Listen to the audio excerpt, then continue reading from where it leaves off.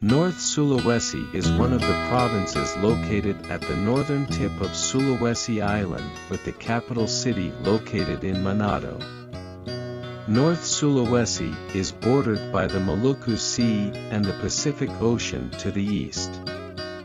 The majority of the population of North Sulawesi is the Minahasa community, the Bolan Mongondo community, the Songea community, the Talad community, and the Sayao community. The population of North Sulawesi, especially Manado City, is a city known for the best level of religious harmony in this country. North Sulawesi is known as Nyer Malambai. Nyer Malambai itself is the name given because of the many coconut trees that wave as soon as they enter this area. We are greeted with a wave of palm trees, like a friendly hand from the people of North Sulawesi. These friendly hands have also contributed a lot to the government of North Sulawesi, among others with handicraft products, handicrafts because crafts as a combination of skills to create a work with a value of beauty which is an inseparable part of a culture and able to become a source of income for the community.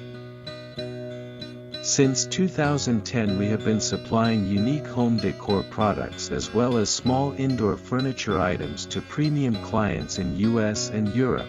Our fully experienced staff in home decor business has enabled us to give best service at a very competitive price, which brings us as one of the best institution for shopping handicraft within Indonesia area. We have our own production chains to provide on-time production process and shipment. To ensure our product performance, we assign our QC persons to do piece-by-piece quality check. Even the items are thousands. These fully dedicated QC persons have put our products at the top level of quality.